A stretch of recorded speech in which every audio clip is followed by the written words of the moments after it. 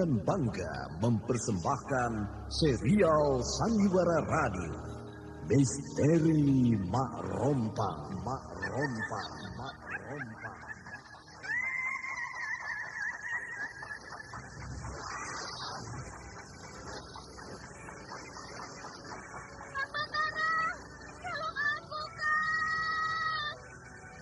Cepat kemari, Wulan. Mak Rompang, kisah bangkitnya kembali setiap 200 tahun. Seorang anak manusia yang dapat berganti wajah dan wujud. Terkadang menjadi seorang gadis cantik teramat cantik. Terkadang menjadi seorang nenek tua renta buruk rupa yang selalu menimbulkan prahara dan malapetaka mengerikan bagi umat manusia.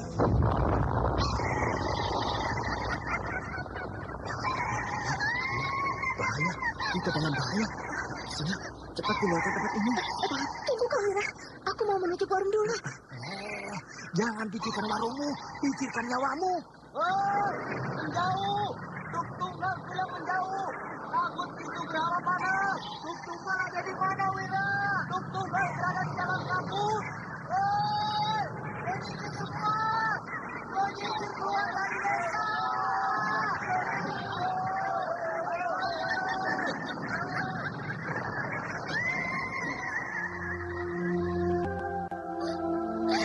Kang Batara bicara sungguh-sungguh. Iya, karena saya mencintaimu, Wulandari. Mak Rompang diselingi pula tawaria penuh canda serta kisah cinta kasih yang penuh dengan liku-liku kehidupan dari dua insan manusia.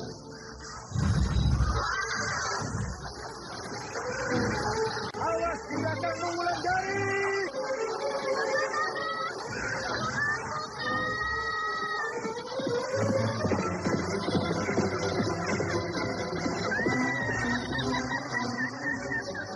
Celaka, Wulandari dibawa lari Mak Rompang. Didukung artis-artis terkenal Ferry Fadli, Yvonne Rose, Anna Sambayon, dan sederet bintang-bintang terkenal lainnya. Ikutilah episode pertama Pengantin Kembang Kemboja. Pengantin Kembang Kemboja. Lebih baik aku menghindar dari tempat ini.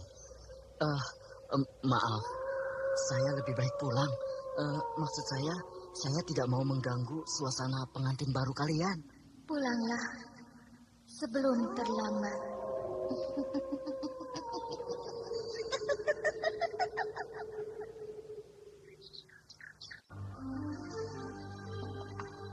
Naskah buah karya Asmadi Syafar. Seri yang ke-19 ini didukung oleh para pelaku. Anas Sambayon sebagai Mak Rompang, Mogan sebagai Seman, Harry sebagai Bujang Mujur, Anis sebagai Nyi Sepi, Elias sebagai Ki Pandai Urat, dibantu oleh Ashari dan Beni. Pembawa cerita Neni Sumardi. Teknik dan montase Agus Budianto. Dengan sutradara Denny Denhas. Pada kisah yang lalu diceritakan, Tobari telah menjadi suami seorang perempuan yang bernama Rom. Walau perempuan itu baru dikenal hanya beberapa hari, namun sayang, 1 hari setelah perkawinannya, Tobari tewas di tangan murid Ki Pandai Urat yang bernama Nyi Sepi. Kematian Tobari itu disebabkan karena sikap Tobari yang dinilai kurang ajar oleh Nyi Sepi. Di saat Nyi Sepi datang ke desa Sendang Karang untuk mencari Bujang Mujur yang pada saat itu pula telah melamar gadis yang bernama Patmi untuk diambil sebagai istrinya. Kenapa begitu cepat kamu kembali, Nyi Sepi? Kakek, dia mengecewakan saya. Siapa yang mengecewakanmu? Bujang Mujur. Oh, jadi kamu telah bertemu dengan dia? Iya, Kek. Dia berada di Sendang Karang. Dia telah melamar seorang gadis di sana untuk dijadikan istrinya.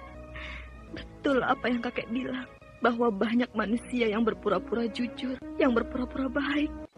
Dan Bujang Mujur adalah salah satu di antaranya. Ia berpura-pura baik pada saya. Tapi akhirnya dia mengkhianati saya, Kek. Aku tidak mengerti maksudmu, cucuku. Saya mencintainya, Kek. Tapi dia mengkhianati saya. Mengkhianati? Pernahkah Bujang Mujur mengatakan padamu bahwa dia mencintaimu? Belum, Kek. Dia belum bilang apa-apa. Aduh, cucuku. Itu bukan mengkhianatimu namanya. Karena dia memang tidak pernah mencintaimu. Jadi wajar saja kalau dia melamar gadis lain untuk dijadikan istrinya. Lalu aku bagaimana, Kek? Ya, sudahlah, Nyi Sepi. Kamu hanya akan bertepuk sebelah tangan. Kamu mencintainya, tapi dia tidak pernah mencintai kamu. Sudahlah, sudah. Masih banyak pemuda lain yang bisa kamu ambil jadi suamimu. Sedangkan terhadap Bujang Mujur, anggap saja dia sebagai kakakmu. Tidak.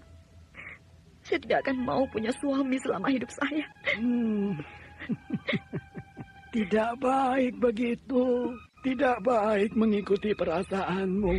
Tenanglah, tenangkan perasaanmu. Betul, Kek. Saya berjanji. Hari ini saya bersumpah bahwa saya tidak akan kawin seumur hidup. Wah, tidak baik bersumpah begitu, Nyi Sepi. Nanti betul-betul kejadian pada dirimu, sehingga kamu tidak akan punya suami seumur hidupmu. Betul, saya sudah bersumpah bahwa saya tidak akan punya suami seumur hidup saya. Sudahlah, Nyi Sepi. Kamu terlalu mengikuti perasaanmu. Hei, Nyi Sepi. Di bajumu ada bekas percikan darah. Kamu berkelahi? Iya, Kek. Dan lawanmu, Kak? Iya. Dengan jurus apa kau lukai lawanmu? Jurus 10 jari dewa. Hah? Lawanmu pasti tewas. Iya, Kek. Dia tewas di tanganku. Oh, Nyi Sepi. Kenapa kamu sampai hati membunuh orang? Dan siapa yang kamu bunuh? Dia memegangku, Kek. Dan pemuda itu dengan kurang ajar memegang-megang saya. Siapa pemuda itu? Tobari, anak tetua desa Sendang Karang. Oh, Nyi Sepi. Kita tidak perlu sampai membunuh orang. Kalau orang itu hanya melakukan perbuatan seperti itu. Bila kita perlu membunuh seseorang, apabila jiwa kita memang terancam. Kamu memang perlu pengalaman hidup, Nyi Sepi. Sehingga kamu tahu bagaimana cara mengambil keputusan dalam menghadapi sebuah persoalan. Iya, Kek, saya bersalah. Ya, sudahlah. Ini pelajaran buatmu. Walau pelajaran ini sangat mahal. Karena harus ditebus dengan satu nyawa manusia.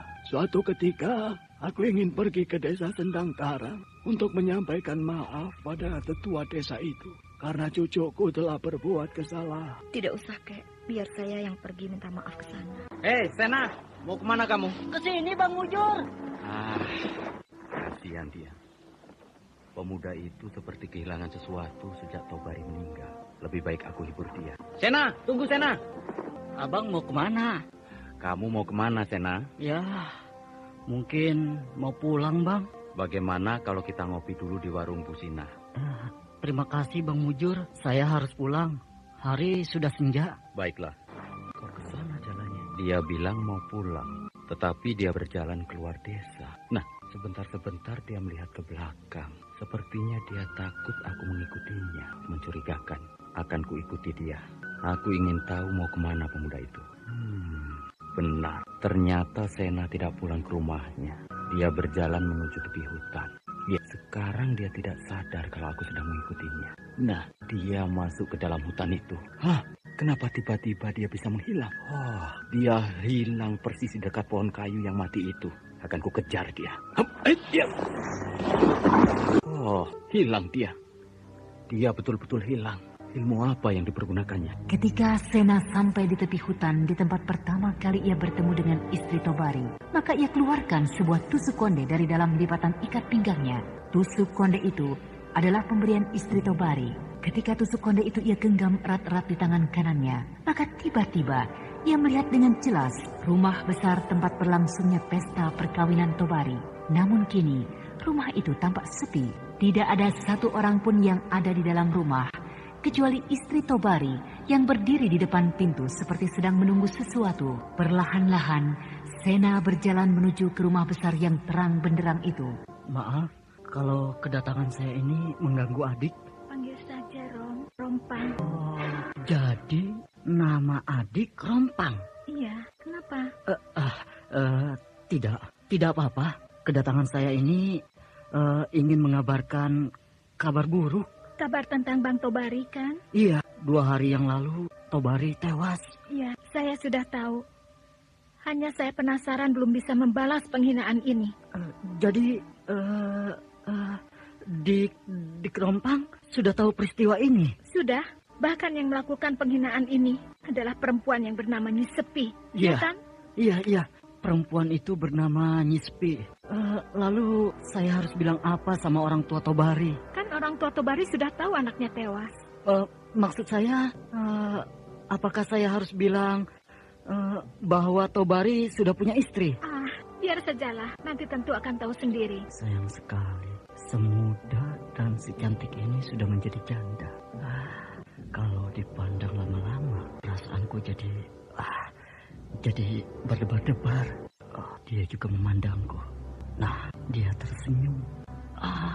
Dia mengedipkan matanya kepadaku. Celaka, jantungku berdebar keras. Bodoh, kenapa tidak aku gantikan saja Tobari? Biar aku yang menjadi suami perempuan cantik ini. Bang Sena, pulanglah. Hari sudah larut malam. Iya. Tapi saya mau menemani Dik Rompang dulu agar adik tidak kesepian. Nantilah. Setelah 40 hari Bang Tobari meninggal, saya masih dalam keadaan berduka cita. Loh, kenapa menunggu 40 hari? Memang harus begitu. Lalu bagaimana kamu di sini? Pasti kamu perlu teman. Kamu sendirian. Saya sudah biasa. Tidak apa-apa. Tadi dia mengedipkan matanya kepadaku.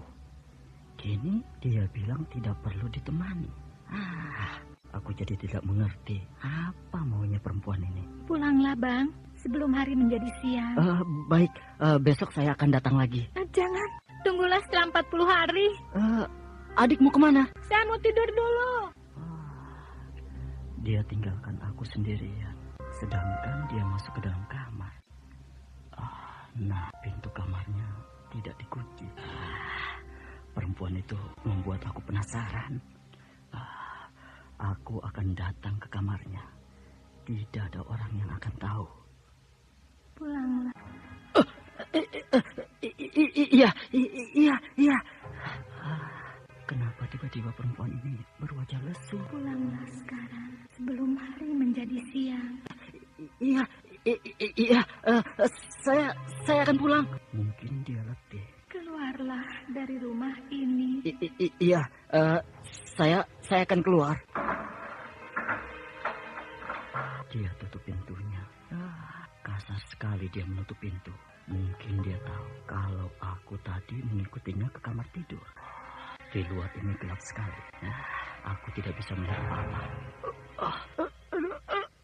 Aduh, kepalaku pusing. Aduh.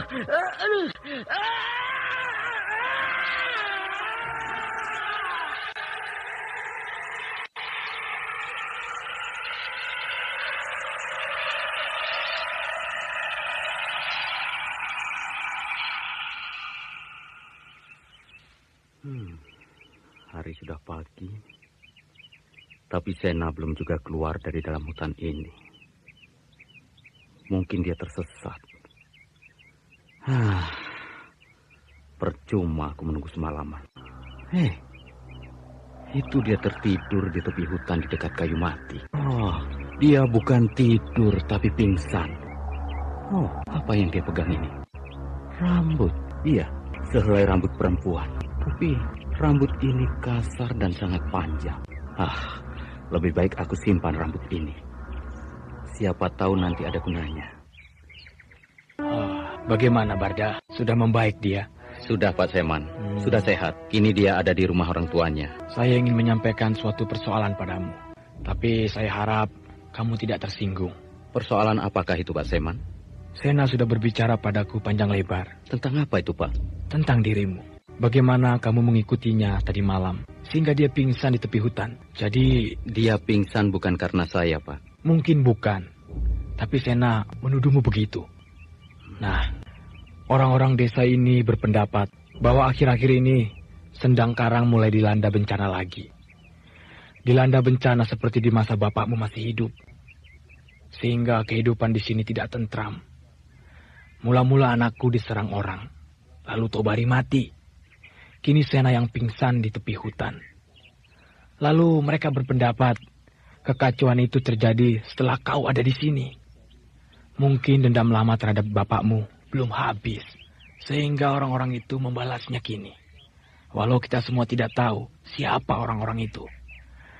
Dia membuat kekacauan di saat kau ada di sini. Mungkin tujuannya adalah dirimu, tapi yang kena orang lain. Nah, aku harap kau pulanglah. Juga harapan seluruh penduduk desa ini, tinggalkan desa ini. Karena kami tidak mau menderita lebih lama. Walaupun sebenarnya kami suka, bahkan sangat suka padamu. Iya, saya bersedia meninggalkan desa ini, Pak. Namun sebenarnya bukan saya penyebab terjadinya kekacauan di sini. Percayalah, Pak Seman. Iya, saya percaya. Bahkan saya berharap suatu waktu nanti kau datang lagi ke desa ini. Saya akan pergi, Pak Seman. Hanya yang ingin saya sampaikan, bahwa desa ini sedang dalam bahaya. Dan bahaya itu bukan saya penyebabnya. Percayalah. Iya, saya mengerti. Dan sebelum kau pergi, datanglah ke rumah Dastam. Mungkin dia ingin anaknya dipersunting dulu olehmu sebelum kau meninggalkan desa ini. Iya, biarlah. Pikiran saya sedang tidak ke sana, Pak. Teman! Dastam, naiklah. Tangga rumahmu ini sudah lapuk. Hampir saja aku terjatuh. Aku memang belum sempat memperbaikinya. Pikiranku masih pada Tobari. Anak itu akhirnya mati seperti itu. Ya itulah aja. Tidak bisa kita duga kapan datangnya, Seman. Iya. Bagaimana Bujang Mujur? Akan ke rumah aku kah pagi ini dia? Sebelum dia berangkat? Maaf. Entah bagaimana, tiba-tiba saja dia pergi tadi malam. Kepergiannya tidak ingin dilihat oleh penduduk desa ini. Malu katanya. Jadi dia tidak ke rumahku. Bagaimana nanti aku harus bicara pada Patmi? Pasti dia akan sangat sedih. Dastam serasa terhenyak karena ia tidak menemukan Bujang Mujur di rumah tetua desa. Sementara Bujang Mujur sudah jauh melangkah, berjalan menuju Gunung Raya, tempat ia dididik dan dibesarkan oleh Tuk Tunggal. Dengan perasaan yang sangat tertusuk, Bujang Mujur pergi dari sana, bahkan tanpa pamit pada calon istrinya yang bernama Patmi. Sudah 1 bulan lebih kamu di sini, Supi. Kapan kamu akan kembali ke Sendang Karang menemui tetua desa itu? Atau kamu takut untuk datang minta maaf pada tetua desa itu? Tidak, Kek. Kalau tidak, pergilah. Sifat seorang pendekar sejati adalah berani mengakui kesalahannya. Iya, besok pagi saya akan berangkat ke Sendang Karang. Bagus. Aku senang bila cucuku berani datang ke sana. Tapi ingat, Nyi Sepi, setelah kamu lakukan tugasmu, jangan berlama-lama di sana. Cepat kembali, karena aku takut kalau kamu akan berkelahi lagi. Tidak, Kek. Saya juga tidak mau berlama-lama di desa itu. Sudah lebih 40 hari Tobari meninggal. Berarti aku sudah boleh menemui bekas istrinya. Malam ini aku akan mendapat istri yang cantik. Walau dia sudah janda, aku tidak peduli. Karena tidak akan pernah lagi aku jumpai perempuan secantik dia. Suasana di dekat hutan ini gelap dan terasa mengerikan. Walau bulan bersinar terang. Tapi aku tidak takut. Aku membawa tusuk konde ini. Bila aku genggam di tangan kananku, maka aku akan bisa melihat rumah perempuan cantik itu. Ini dia. Tusuk konde ini terbuat dari perak. tampak mengkilat terkena cahaya bulan. Aku sudah tidak sabar untuk menemuinya. Aku akan menggenggam tusuk konde ini. Kini rumah itu sudah terlihat. Rumah itu bermandikan cahaya lampu yang terang benderang. Baru datang?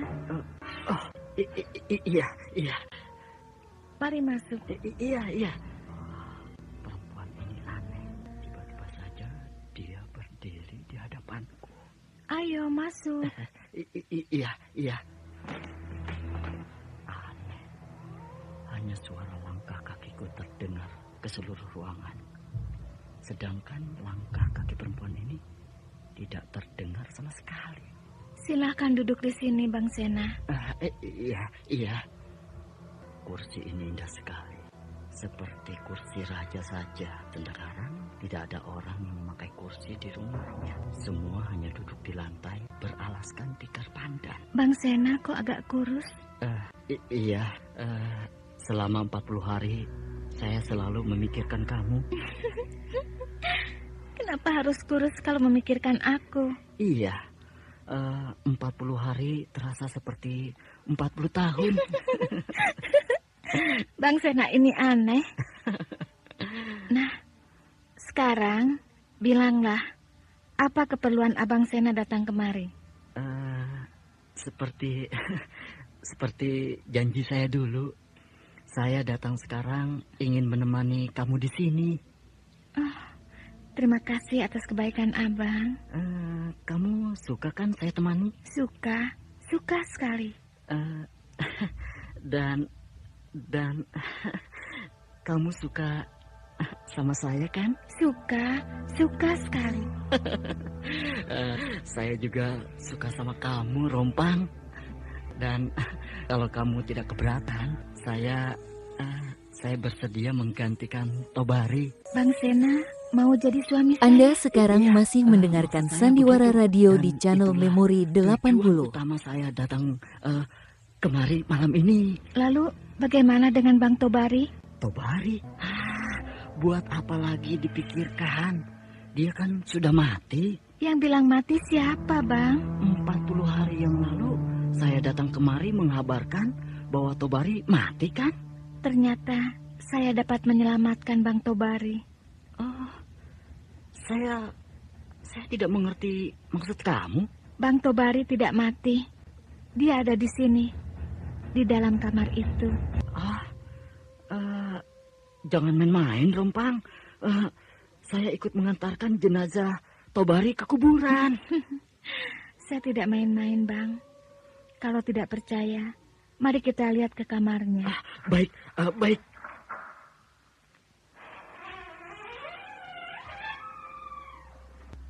Nah, lihatlah siapa yang tidur itu. Tobari. Jadi, Bang Tobari tidak mati kan? Tapi kuburannya ada. Sudahlah, tidak usah dipersoalkan itu. Yang penting, saya masih punya suami. Kami masih dalam suasana pengantin baru. Lihatlah, suami saya dan saya masih memakai kembang ini. Karena kemarin malam, Bang Tobari sudah diresmikan masuk menjadi keluarga kami. Perempuan apa ini? Tempat apa ini? Perempuan ini memakai untayan kembang kemboja di sanggulnya. Lah, sedangkan Tobari memakai untayan kembang kemboja di lehernya. Betul kan? Kami masih dalam suasana pengantin baru. Pengantin kembang kemboja. Pengantin kembang kemboja. Lebih baik aku menghindar dari tempat ini. Maaf, saya lebih baik pulang. Maksud saya tidak mau mengganggu suasana pengantin baru kalian. Pulanglah sebelum terlambat.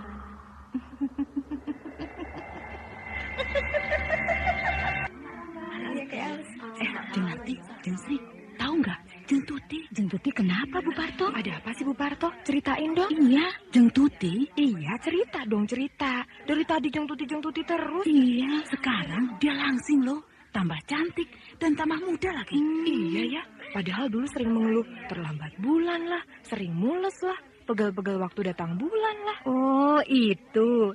Mau tahu resepnya? Loh, memangnya Jeng Narti tahu? Wong yang ngasih tahu resepnya saya kok. Apa sih?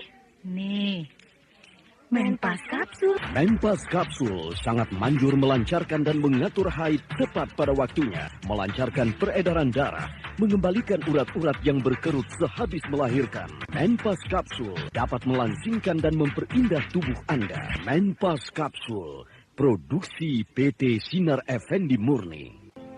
Maaf, apa betul ini rumah tetua desa Sendang Karang? Iya. Anak siapa? Sepagi ini sudah sampai kemari. Saya datang dari jauh, Pak.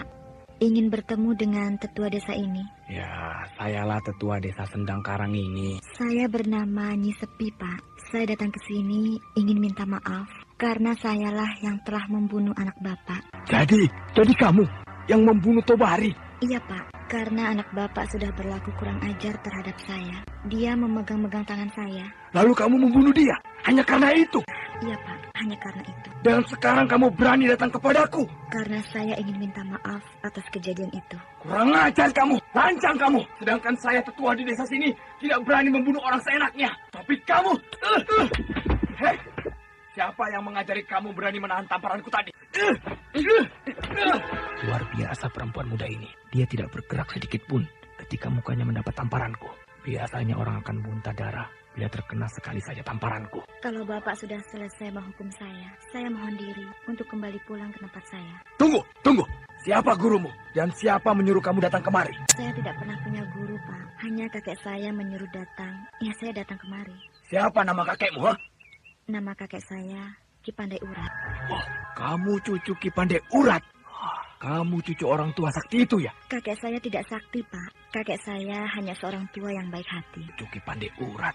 Pantas dia bisa menahan tamparanku tadi. Kalau Bapak sudah selesai menghukum saya mohon diri untuk pulang ke tempat saya, Pak. Ya. Pulanglah. Pengalaman tadi malam sungguh-sungguh mengerikan. Lebih baik aku pergi ke warung Bu Sina untuk minum kopi. Supaya pikiranku menjadi tenang. Sena. Tobari? Iya, aku.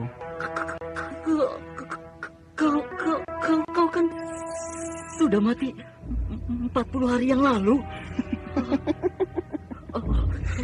Siapa yang bilang begitu?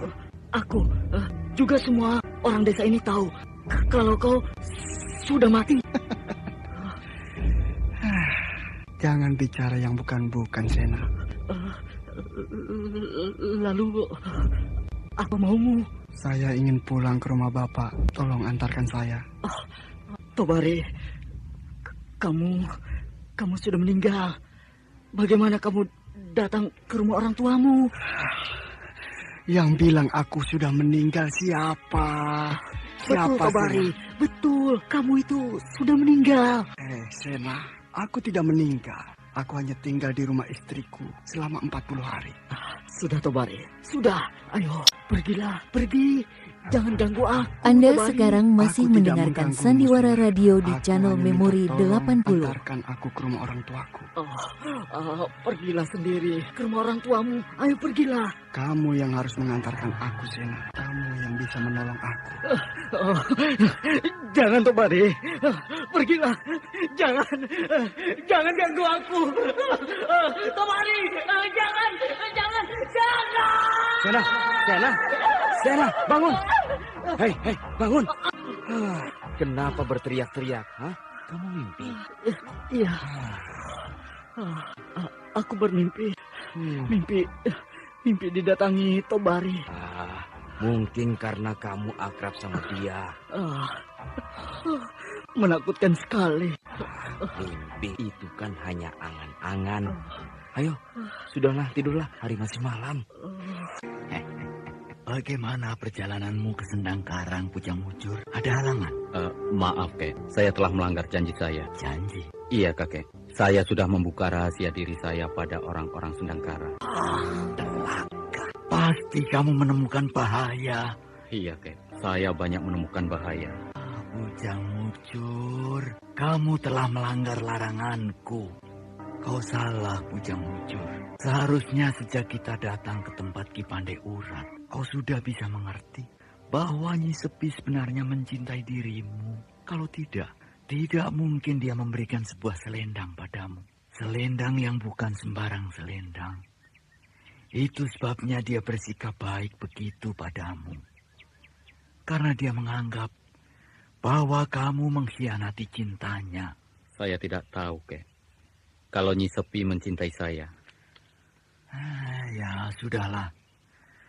Saya tidak akan terlalu banyak mencampuri urusan cinta kalian.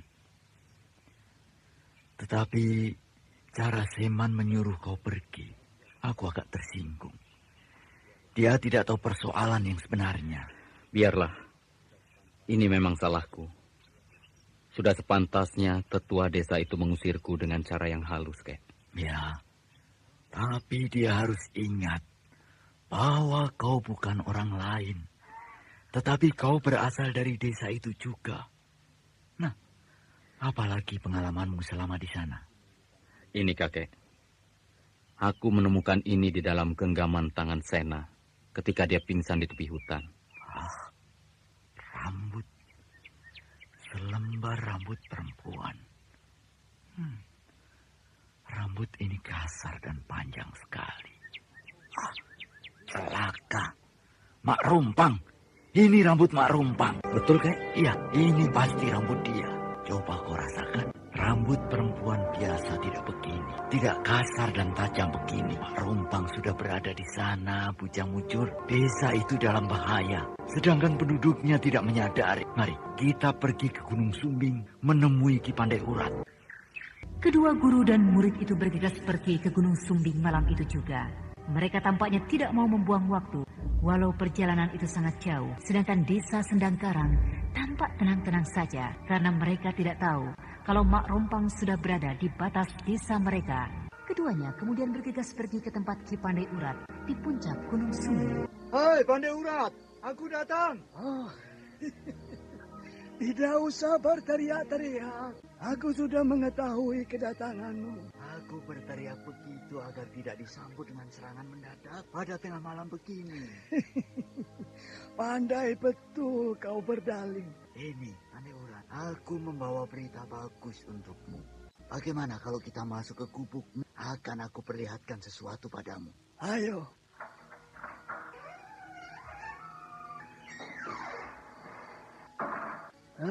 Masuklah. Ayo Bujang Mujur, duduk di sini. Iya, Kek. Apa yang kau bawa, Tutunggal?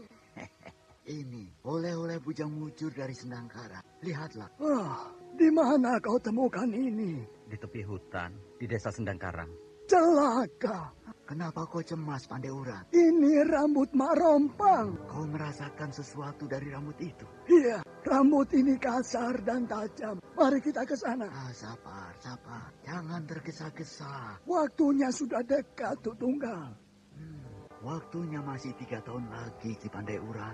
Masih ada buat kita untuk menyusun kekuatan. Waktunya hanya tinggal beberapa purnama lagi. Karena Mak Rompang telah berhasil mengambil seorang perjaka.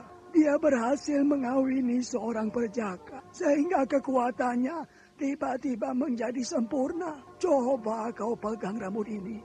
Pegang sebelah sini, maka terasa bahwa rambut ini adalah rambut yang segar, rambut seorang pengantin baru. Betul begitu? Betul, aku tahu betul soal itu. Maaf, aku harus turun ke Sendangkarang karena Nyi Sepi berada di sana.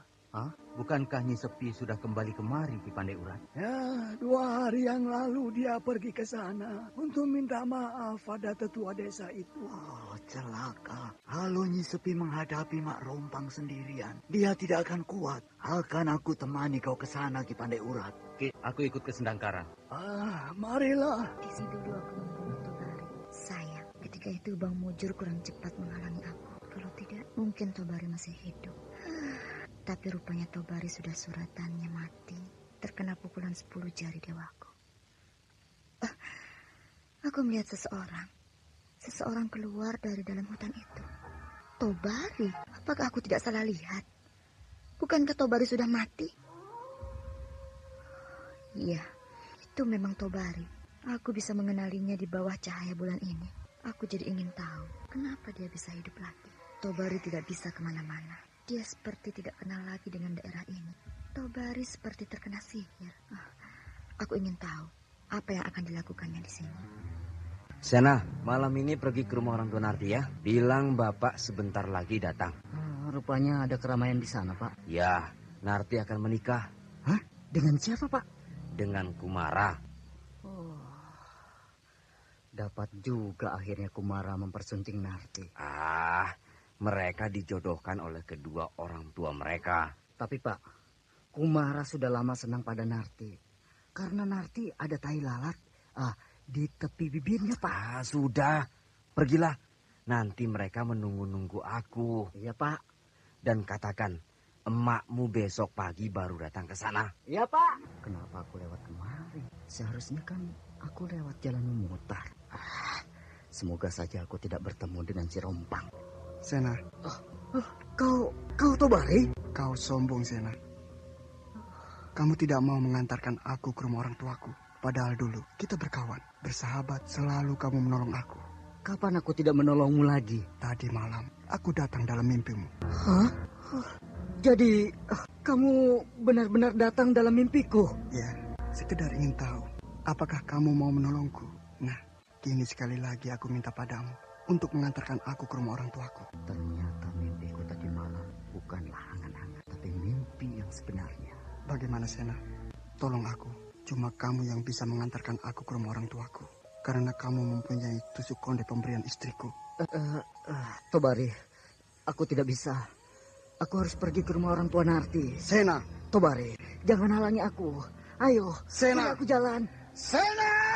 Dengan cepat Sena menepis tangan Tobari ketika kawannya itu menghalanginya. Namun Sena terkejut karena dia serasa menepis angin. Maka tanpa berpikir panjang lagi, Sena berlari kencang ke arah desa. Tujuannya hanya satu, dia harus melapor pada tetua desa Sendang Karang yang juga orang tua Tobari. Tobari mengejar Sena, tapi tiba-tiba Nyi Sepi sudah melompat menghadangnya. Siapa kau? Kau lupa padaku? Akulah yang membunuhmu 40 hari yang lalu. Kau rupanya. Apa maumu? Mau membunuhku lagi? Tidak akan berhasil, Nyi Sepi. Aku tidak pernah bisa kau bunuh. Lihat, aku masih hidup. Tubuhku masih utuh. Aku tidak akan membunuhmu. Aku datang kemari minta maaf pada bapakmu dan juga padamu sekarang atas tindakanku dulu. Nyi Sepi, kamu masih cantik seperti dulu. Maukah kamu menemani aku malam ini? Celaka. Matanya nampak memerah. Dia seperti akan menyihirku. Aku tidak boleh memandang matanya. Aduh, rambutku dijambaknya. Aku tidak bisa memegang tubuhnya. Dia bagaikan angin, tapi tak terpegang.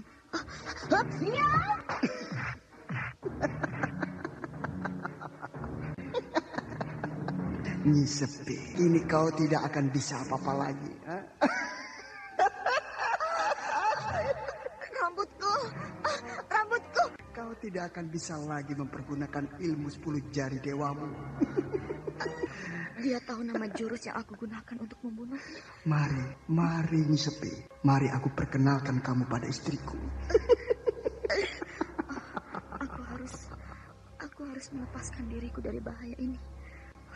Aku harus sabar, karena yang aku hadapi bukanlah manusia hidup. Dia sudah mati, dunianya sudah lain. Dengan cepat Nyi Sepi memusatkan pikirannya. Dia coba melupakan rasa sakit yang luar biasa. Ia salurkan rasa tenang pada dirinya, sehingga perlahan-lahan rasa sakit itu hilang. Bahkan rambut Nyi Sepi telah terlepas dari genggaman Tobari.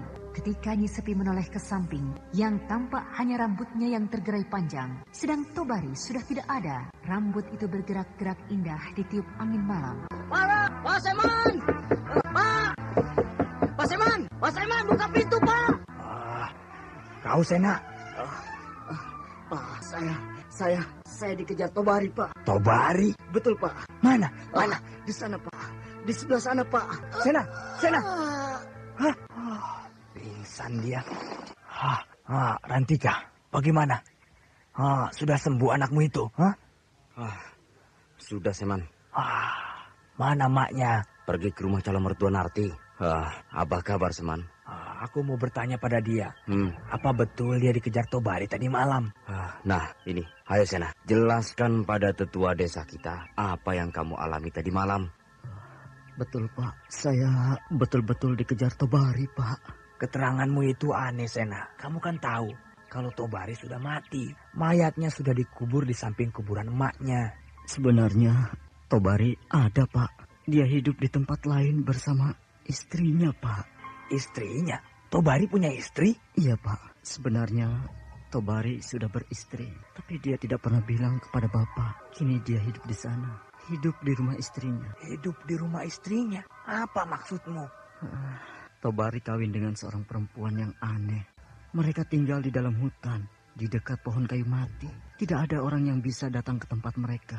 Kecuali dengan ini, Pak. Betul begitu, Sena? Betul, Pak. Saya pernah ke sana 3 kali. Siapa nama perempuan itu? Rompang. Siapa itu? Perempuan itu cantik sekali. Tapi juga aneh dan mengerikan. Aku tidak percaya keteranganmu ini, Sena. Kalau Bapak tetua desa tidak percaya, silakan ke sana. Nah, bawa tusuk konde ini. Maka Bapak akan melihat Tobari ada di rumah istrinya. Lihat orang-orang Sendang Karang itu. Mereka membawa pacul, linggis dan lain-lain. Nah, itu yang berjalan paling depan adalah Seman, tetua desa Sendang Karang. Oh iya, aku lupa. Karena sudah lama tidak bertemu dengannya. Mau kemana mereka? Mereka menuju kuburan Tobari. Ke sana jalan ke kuburan Tobari? Iya. Mari, Pandai Urat, kita intip apa yang akan mereka lakukan di kuburan itu. Iya. Hati-hati menggalinya. Jangan cepat-cepat. Iya, hati-hati ya. Hati-hati galinya. Hati-hati. Pelan-pelan. Ya, hati-hati. Jangan terburu-buru. Sudah hampir selesai, Seman. Nah, itu kan.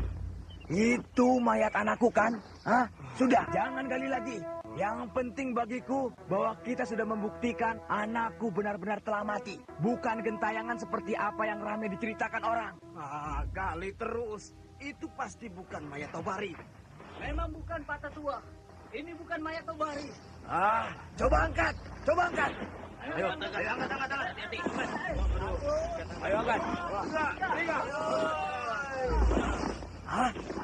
Hanya sebuah batang pisang. Batang pisang, Lalu kemana mayat anakku?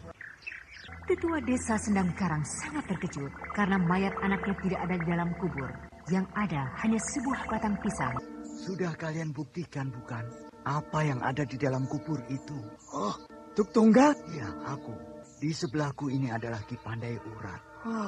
Aku tidak menyangka kalau sepagi ini desa Sendang Karang mendapat kehormatan begini. Hei, orang-orang desa, kita kedatangan orang-orang yang kita hormati.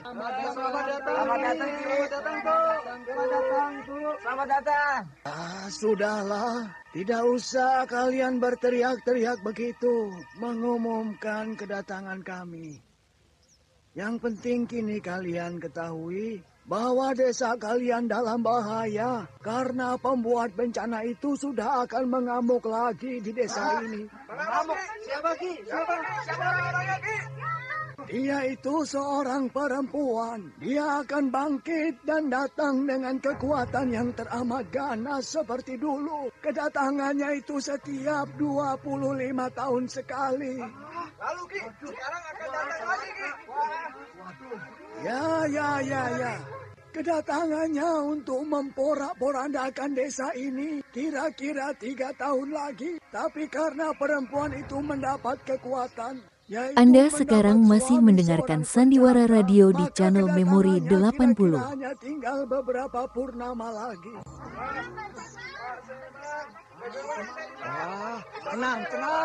Tenang. Kita dengarkan dulu keterangan Ki Pandai Urat. Perempuan itu bersuamikan anakmu, Seman. Ki, betul itu Ki?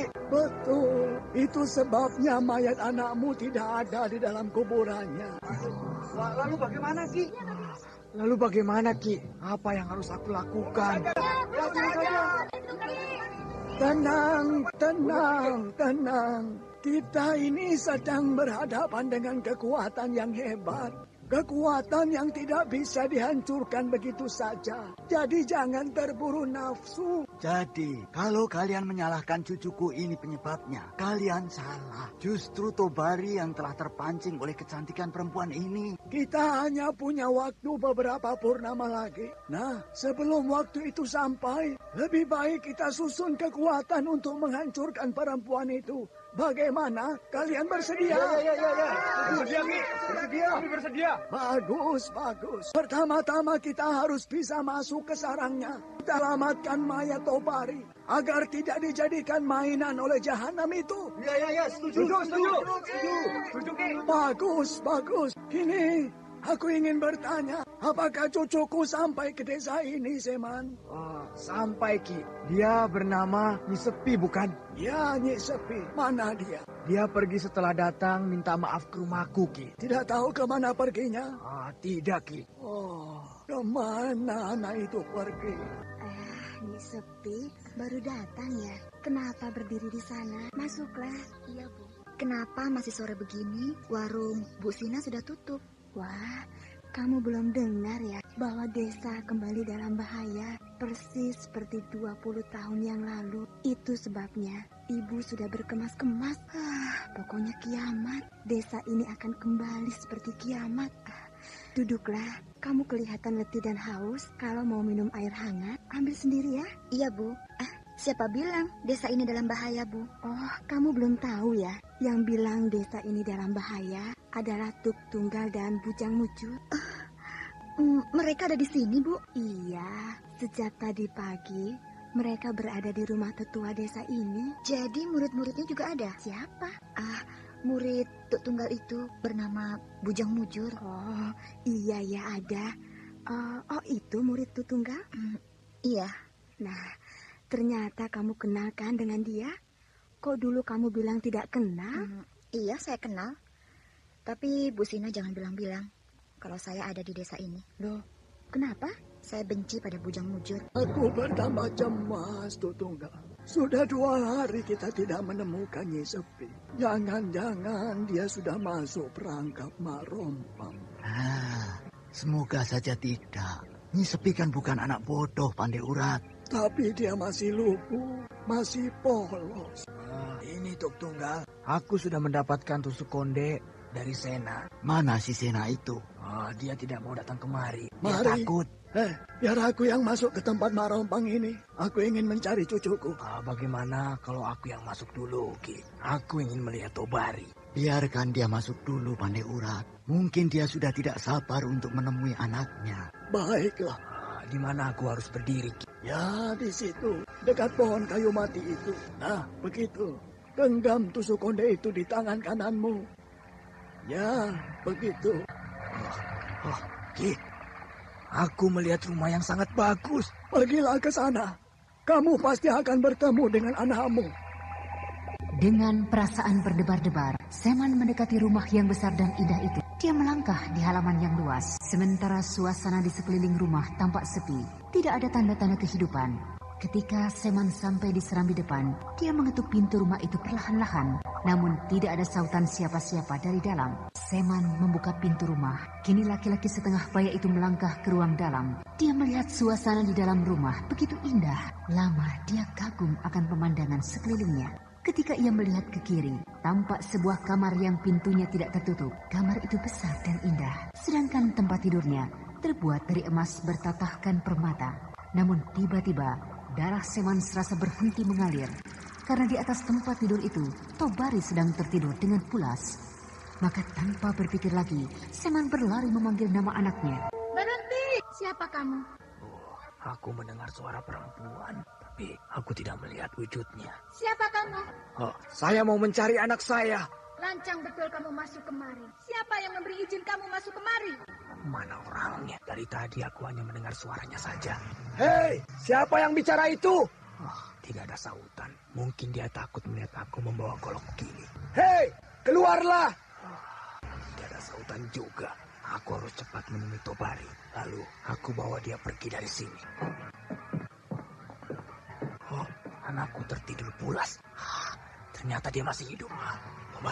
Tobari, ini Bapak datang. Ayo bangun. Kenapa? Tiba-tiba hari menjadi gelap. Hari berubah menjadi malam. Lampu-lampu di dalam ruangan ini menyala. Semua terang benderang. Tobari, ayo bangun. Apa itu? Segulung rambut panjang. Rambut itu tergantung di udara. Dia bergerak. Rambut itu bergerak ke arahku. Aku harus lari sebelum rambut itu menutupi aku. Dengan cepat Seman berlari keluar kamar. Lalu dia terus ke halaman. Namun di sana pun hari juga sudah gelap. Malam sudah mencekam. Dan tiba-tiba rambut yang panjang itu membelitnya.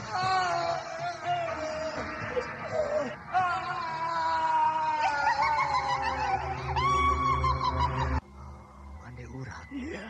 Sudah tengah malam begini, Seman belum juga muncul. Aku khawatir dia mendapat bahaya. Aku juga khawatir begitu, Tuk Tunggal. Aku salah. Seharusnya tadi siang, aku tidak suruh dia yang masuk ke sana. Iya, seharusnya aku yang masuk. Karena Seman tidak akan bisa menghadapi perempuan ganas itu. Yang lain kemana, Ki? Di sana, bersama-sama dengan Bujang Mujur. Mereka juga tampak gelisah. Karena ketua desa mereka belum kembali. Orang menjerit. Orang terjatuh. Nah, itu dia.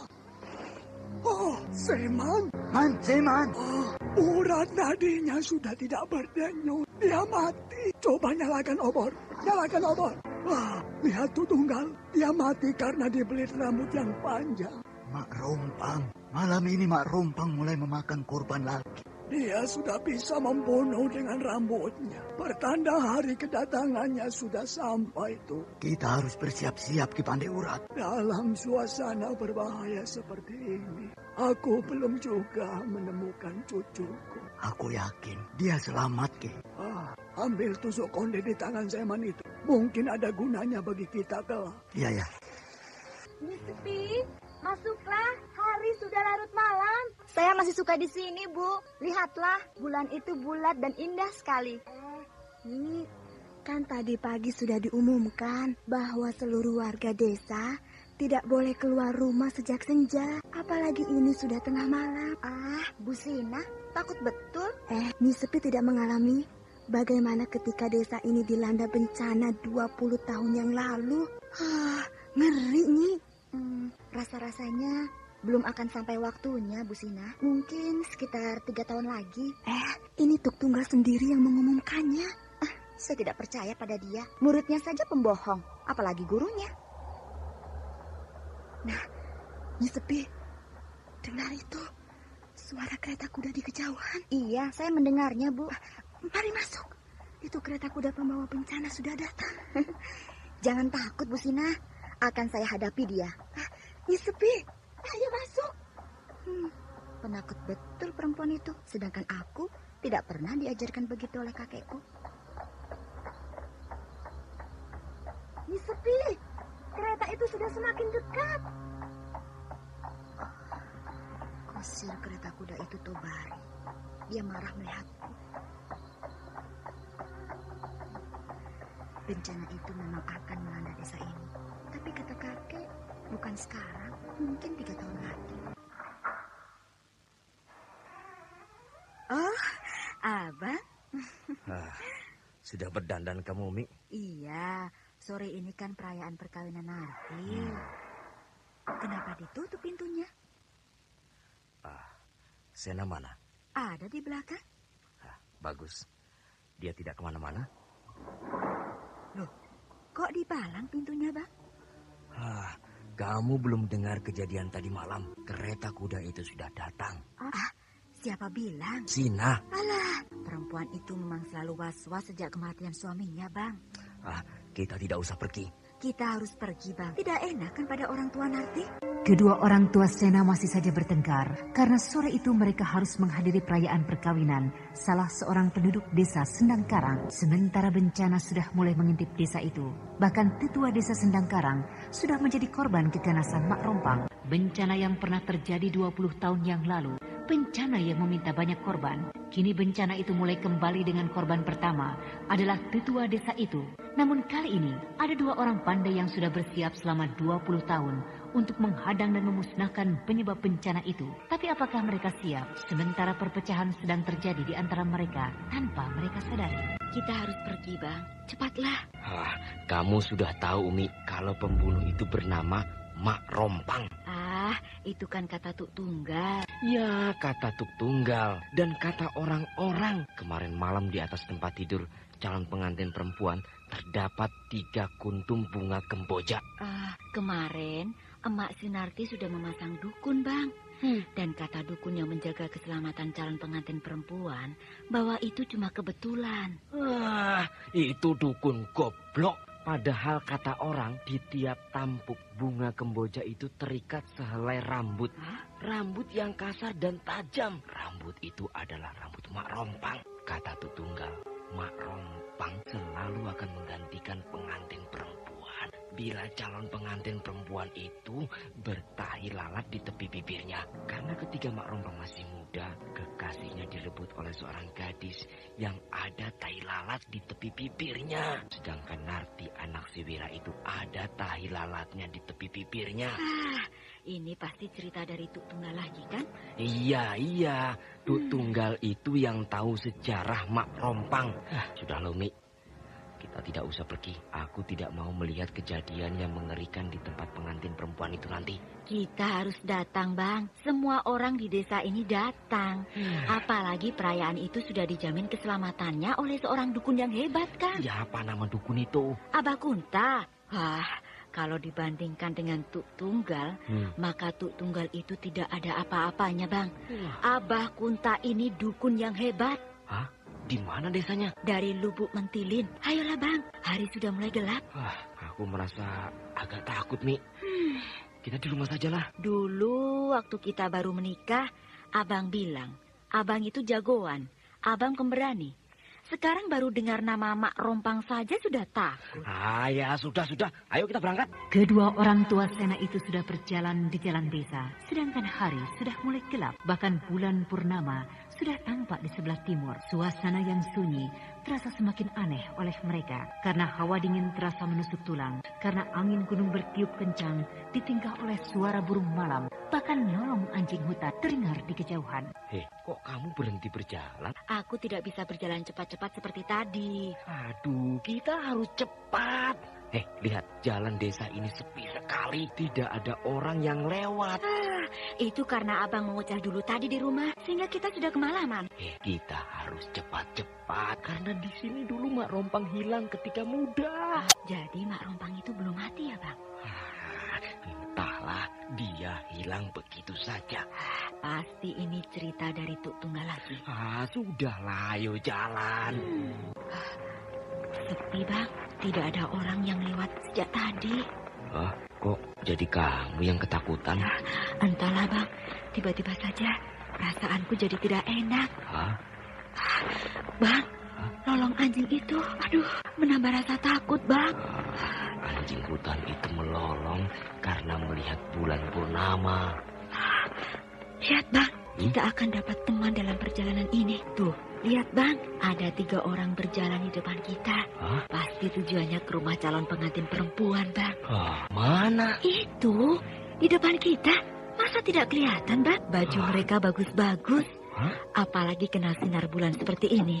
Wah, baju mereka bertambah bagus kelihatannya, Bang. Kamu jangan main-main, Umi. Aku tidak melihat siapa-siapa di depan kita. Aku tidak main-main, Bang. Aku betul-betul melihat mereka. Seorang perempuan muda dan 2 orang perempuan setengah baya, Bang. Apakah istriku melihat Mak Rompang? Nah, Bang, mereka berhenti, Bang. Mereka seperti menunggu kita. Jalan terus, jangan perhatikan mereka. Perempuan muda itu cantik sekali. Nah. Dia tersenyum pada kita, Bang. Jangan lihat mereka, ayo. Kamu senyum sama siapa, Umi? Sama mereka. Mereka juga senyum pada Abang. Mereka berdiri di mana? Bang, mereka berdiri di sebelah Abang. Mereka memperhatikan Abang. Sekarang mereka ada di mana? Mereka ada di belakang kita, Bang. Mereka berjalan di belakang kita. Aku dan istriku, mereka ikuti. Tapi aku tidak melihat mereka. Aku tidak mendengar langkah mereka. Bang, bagaimana kalau kita berjalan sama-sama dengan mereka? Kasihan mereka, Bang. Dari tadi aku bilang, jangan pedulikan mereka. Ayo. Hah, kemana mereka, Bang? Hah? Aduh, Bang, bulu kuduku jadi merinding, Bang. Lega. Akhirnya sampai juga kita ke tempat perayaan perkawinan ini. Abang sudah bertemu dengan istri Kang Wira? Hah? Belum? Nah, itu dia, Bang. Temui dia. Tidak enak kan kita kalau tidak menemui ibu pengantin. Sudahlah. Di situ banyak perempuan. Aku malu. Bang, lihat itu pengantin perempuan. Kenapa? Pengantin perempuan tampak cantik sekali. Oh, iya, cantik. Apalagi sanggulnya dihias dengan untaian kembang melati seperti itu ya, Bang ya? Iya. Kata orang, kamar pengantin dihias sangat indah. Aku mau lihat kamar pengantin dulu ya, Bang ya? Iya, pergilah, tapi jangan lama-lama ya. Iya. Sejak tadi aku tidak melihat Tuk Tunggal dan Ki Pandai Urat. Apakah mereka tidak datang kemari? Hebat juga dukun penjaga pengantin ini. Sehingga tidak terjadi apa-apa. Mak Rompang tidak berani mendekat. Padahal tadi di jalan, istriku sudah melihat Mak Rompang dengan 2 orang pengawalnya.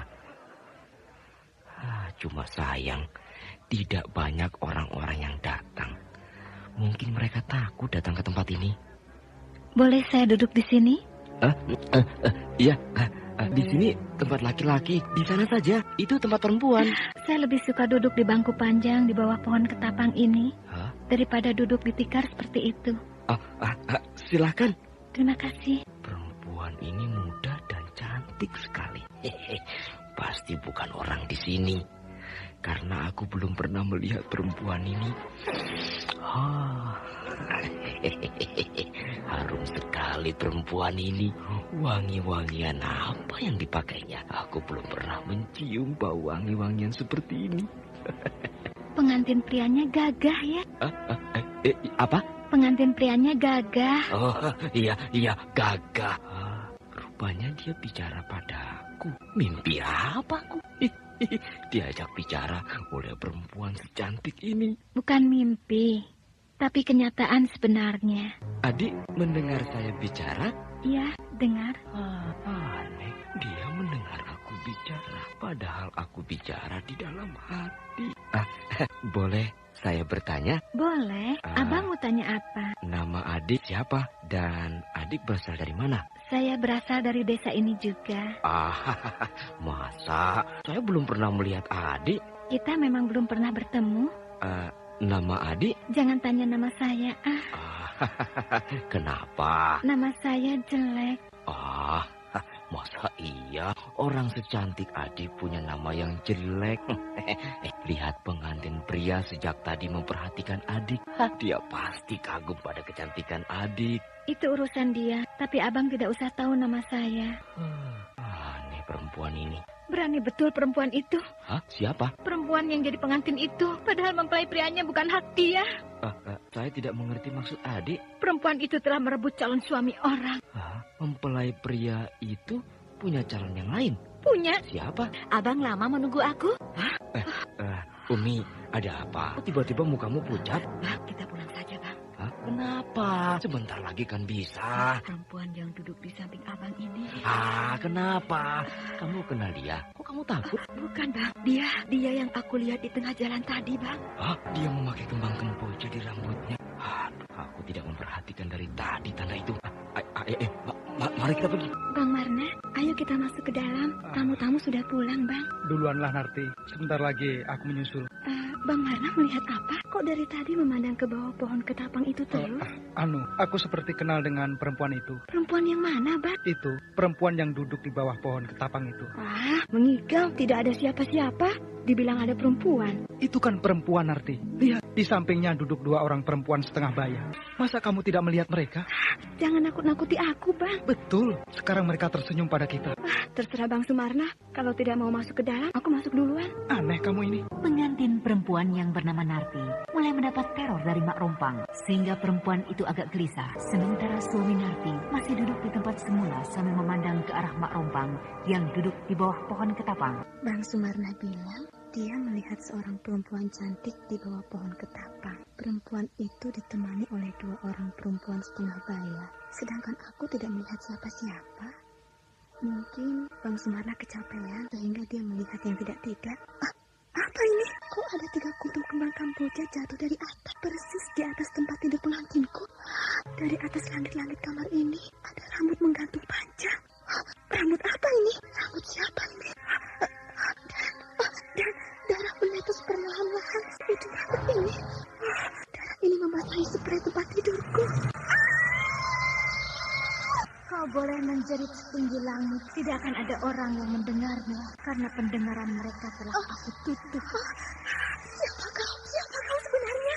Baik, kau akan melihat wajahku dari balik untaian rambut yang panjang ini. Nah, lihatlah. Aku yang duduk di bawah pohon ketapang tadi. Mau apa kau masuk ke kamarku ini?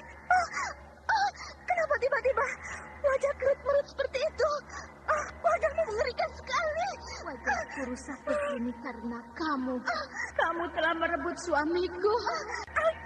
Aku tidak pernah merusak wajahmu. Aku tidak pernah merebut suamimu. Jangan bohong kamu. Aku masih ingat rupamu, perempuan laknat. Ada tai lalat di tepi bibirmu. Jangan mendekat. Akan kau apakan aku? Tidak, jangan sakiti aku.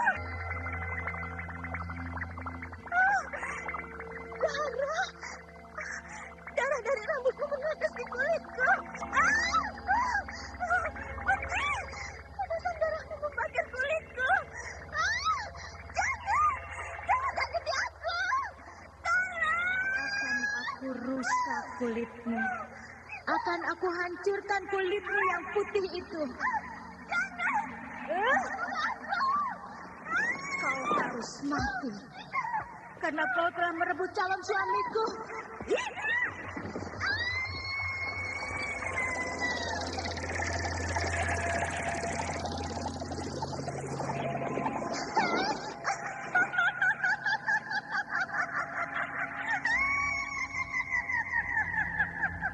Rambut Mak Rompang yang panjang dan tergantung di langit-langit kamar pengantin. Sedangkan di antara rambut itu terlihat kepala Mak Rompang dengan wajah yang sangat mengerikan. Narti bagaikan akan pingsan melihatnya. Lalu dengan cepat rambut itu menerkam Narti. Pengantin malang itu hilang di telan rambut Mak Rompang. Bahkan tidak lama setelah itu rambut Mak Rompang beserta Narti hilang entah kemana. Kamar pengantin kembali sepi, seperti tidak pernah terjadi apa-apa. Di luar, pengantin laki-laki yang bernama Sumarna belum juga masuk ke dalam kamar pengantin. Dia masih terpesona dengan kecantikan perempuan yang duduk di bawah pohon ketapang. Kenapa baru kali ini aku melihat perempuan secantik dia? Nah, dia tersenyum padaku. Bahkan dia melambaikan tangannya padaku. Aku harus bisa mendekati perempuan itu. Tapi bagaimana caranya kalau mertuaku melihat aku bicara dengan dia? Bisa-bisa aku dimaki habis-habisan. Sudah tidak ada orang satupun di luar ini. Ini kesempatan bagiku untuk mendekati perempuan itu. Adik dari mana? Dari rumah. Saya sengaja datang kemari untuk menghadiri perayaan perkawinan ini.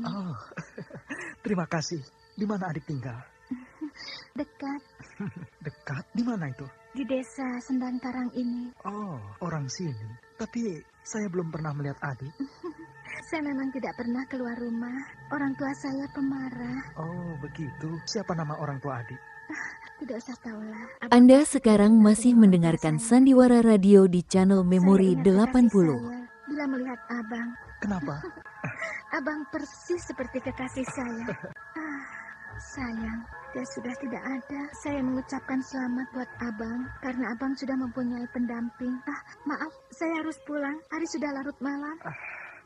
Iya, hari sudah malam. Pulanglah. Tapi saya takut pulang. Orang tua saya pasti marah. Orang tua adik pasti tahu kan adik kemari? Tidak, saya kemari hanya karena ingin melihat abang bersanding. Cuma itu. Kalau begitu jangan takut. Saya akan antarkan adik pulang. Tapi bagaimana dengan istri abang? Nanti dia marah kalau abang mengantar saya.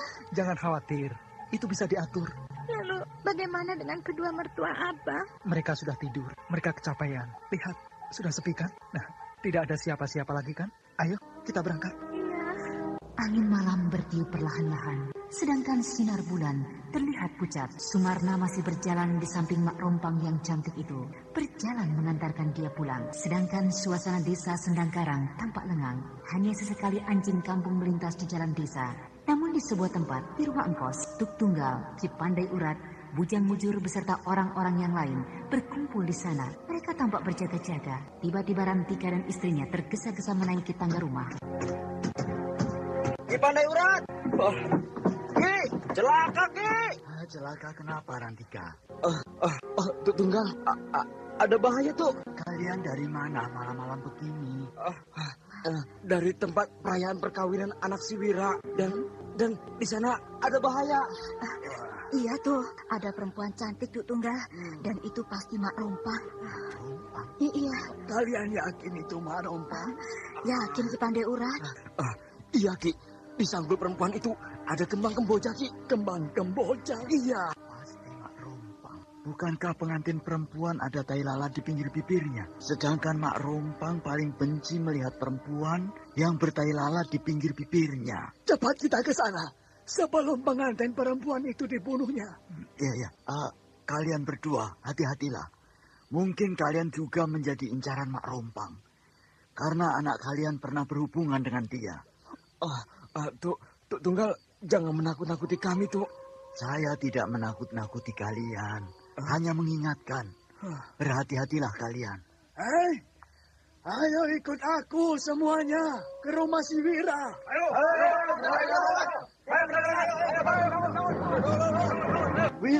Wira. Sehabis perayaan perkawinan, rupanya seisi rumah ini kecapean. Mereka pasti tertidur pulas. Wira.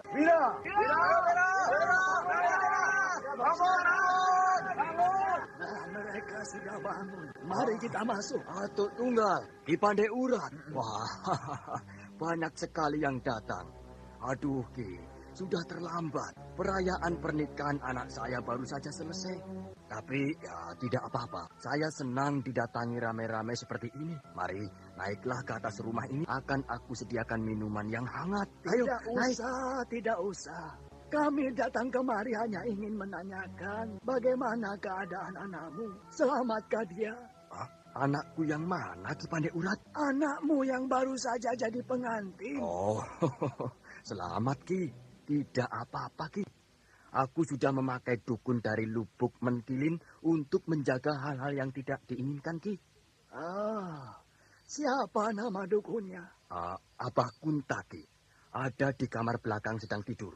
Wira, anakmu Narti mana? Ada Tuk Tunggal. Di dalam kamar pengantin sedang tidur. Coba lihat. Apakah dia selamat? Maksud Tuk Tunggal? Maaf. Aku bukan meremehkan Abah Kunta, tetapi hanya berjaga-jaga. Semoga saja anakmu selamat. Cobalah lihat di dalam kamarnya. Baik, Ki. Narti, buka pintu Narti. Narti, buka pintu. Celaka, anakku tidak ada. Tuk Tunggal, rupanya Narti dalam bahaya. Tuk Tunggal, Ki Pandai Urat, anakku Narti dan suaminya tidak ada di dalam kamar. Yang ada cuma ini, Ki. Aku dapatkan 3 kuntum bunga kemboja. Ini di atas tempat tidurnya, Ki. Mereka sudah dibawa lari oleh perempuan itu. Mari kita kejar. Aku tahu kemana kedua pengantin itu dibawanya. Kok adik dari tadi diam saja? Saya takut dimarahi orang tua saya. Jangan takut. Biar saya nanti yang akan menerangkan kepada kedua orang tua adik. Mereka pasti kenal saya. Mereka pasti kenal orang tua saya. Dik, ada 2 orang perempuan berdiri di ujung jalan itu. Pakaian mereka putih-putih. Mereka menjemput saya. kedua perempuan itu memang menjemput gadis ini. Aku akan bilang pada mereka bahwa gadis ini jangan dimarahi. Ayo jalan terus. Iya, ayo. Kamu jangan gugup. Saya akan bela kamu. Sebentar lagi aku dan gadis ini sudah akan sampai ke tempat kedua orang perempuan itu. Aneh, kedua perempuan yang menunggu itu tidak mau melihat kepadaku. Mereka menunduk. Adik, mereka tidak mau melihat kita. Kok adik diam saja? Kenapa? Takut ya? Iya. Kok mereka hilang? Mereka hilang? Iya. Rasanya aku mengalami kejadian aneh. Orang-orang desa yang dipimpin oleh Tuk Tunggal dan Ki Pandai Urat sedang mencari kedua pengantin baru itu. Sedangkan Sumarna, suami Narti, sudah jauh berjalan bersama dengan Mak Rompang sehingga dia tidak tahu lagi apa yang sudah terjadi pada dirinya. Nah, saudara pendengar, bagaimanakah nasib Sumarna selanjutnya? Untuk mengetahui jawabannya, ikutilah lanjutan cerita ini pada seri berikutnya.